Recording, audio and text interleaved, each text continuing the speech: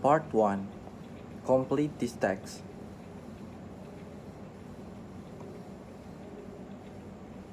Okay, so here a joke. A man is sitting on veranda with this with his wife one night when out the blue he says, "I love you." His wife says, what that was that you or was the beer talking?" The man says, "That was me talking to the beer. Maybe you found that funny. I found it hysterical."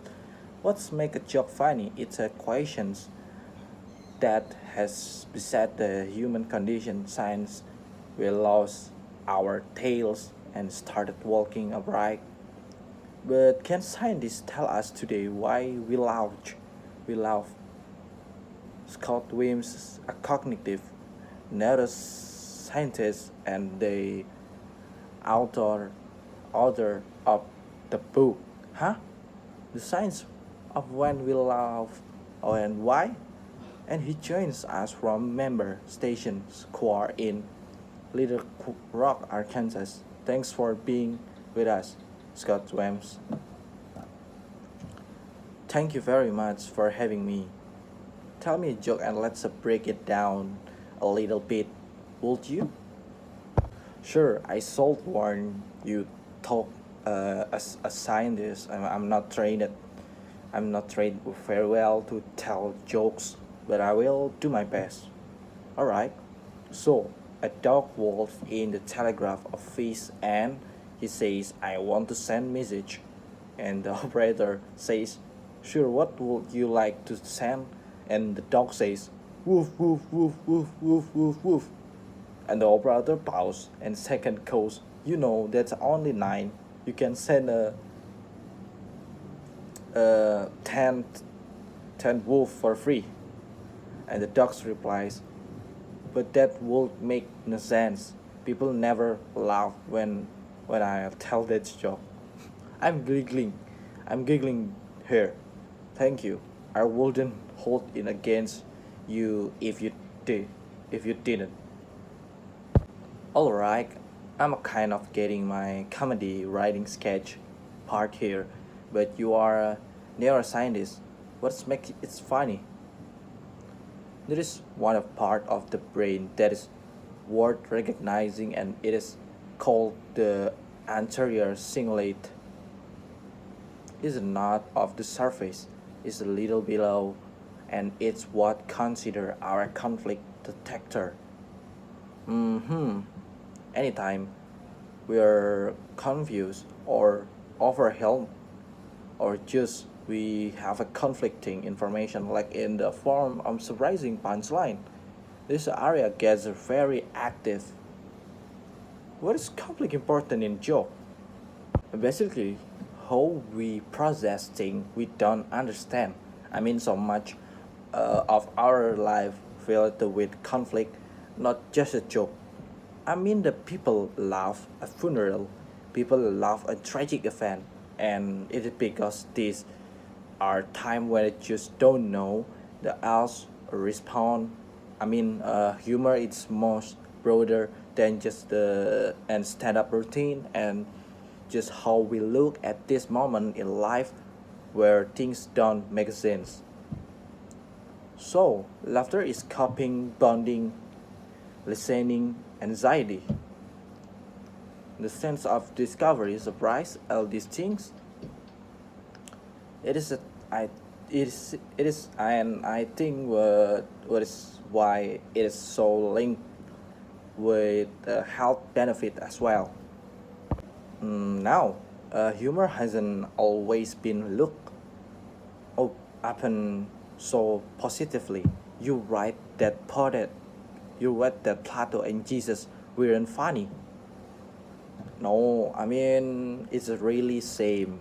Historically, humor has not gotten a good rap. Someone actually counted the number of times the laughter occurred in the Old Testament. The total number is 29, and those only two are positive. In this word, in other words, only to our occasion of a joy. Well, there's debate now whether Jesus loved not just in New Testament, but his whole life. But is his whole life. And of course, Plato and Hobbes, Nietzsche, the scholars all have a very negative views toward humor because they saw it as something that weak mind did. It is nothing. It's not something that the serious people do. Do you think men or women tell jokes differently? They do. It's turned out what the women laugh more than the men, but they are much less successful in the world of comedy, or at least there are fewer professional female comedians, which is the same, which is same, and people have a wondered with is this because it's certainly not that the women have less of a sense of humor. An evolutionary theory is that the men are raised and maybe even have a evolutionary benefit to being the funny people in relationship.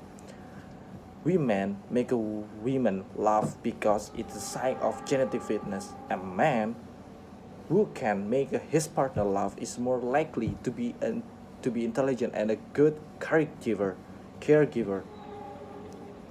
And that's also why women consistently rate humor as a number one desire trait in the mate. For men, sometimes it's closer to number three after intelligent and good looks. So women maybe aren't given the benefit and the encouragement to be as funny as the cold or soapy. You want to leave us with one last joke? Oh, okay. I have had bad success with this in the past, but I will give it a try. Two fish are swimming in the tank, and once look the other, and he says, "Do you know how to drive this thing?" Scott Sam is cognitive neurocognitive and the author of Huh? The Science of When We Laugh. Why? He joined us from the Little Rock, Arkansas. Thank you for joining us. Thank you very much for having me.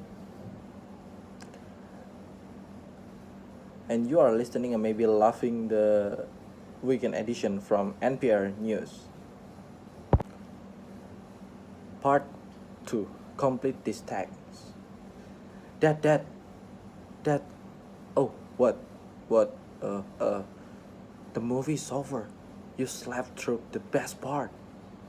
I must have a dose of it during the last few minutes. Right, you were gonna for so long, you should have a broke your pillow and blanket. So what did you think about it? Well, overall, I'm a little disappointed with the movie. I mean, the story was a little bizarre.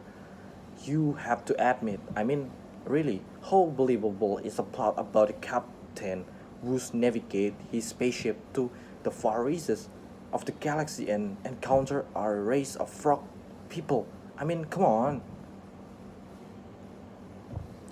I thought it was a fantastic.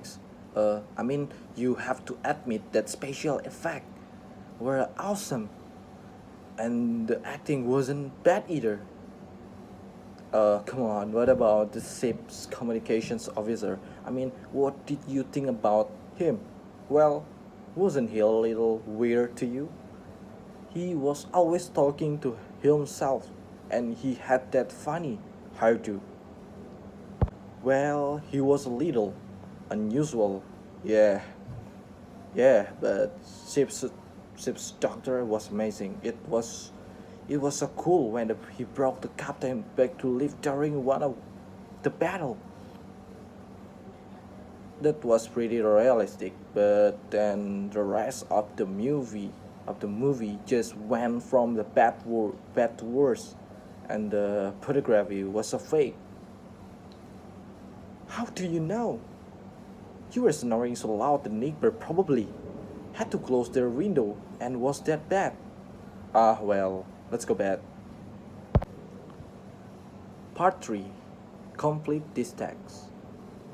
It was on dreary night of the November that I beheld accomplishment of my toils with an anxiety that almost amounted to agony. I collected the instrument of the life around me that might infuse a spark of being into the liveless thing that lay at my feet. It was already 1 of the morning. The rain pattered dismally against the panes, and my candle was nearly burned out when the when by the glimmer of the half and toasting light I saw the dull yellow eye of the creature open. It breathed hard. Its convulsive motion agitated its limbs. How can I describe my emotion at this catastrophe, and how delineate the rain's womb with such infinite pains and care I had endeavored to form? His limbs were in proportions. I had selected his features, and as a beautiful, great God, his yellow skin scarcely covered the work as a muscle and arteries beneath. His hair was a lustrous black and flowing. His teeth are pearly whiteness, but this luxurious only forms a more horrid contrast with his very eyes that seems that seemed almost the same color as dun white sockets in which they were set. His scribbled confliction and straight black lips. The different accidents of life are not so changeable as the feeling of human nature. I had worked hard for nearly 2 years for the sole purpose of infusing life into the inanimate body. For this I had to deprivate myself and rest and health. I had to desire it with a ardor that for exceeded moderation. But now that I had finished, the beauty of the dream vanished, and the breathless horror and disgust filled my heart.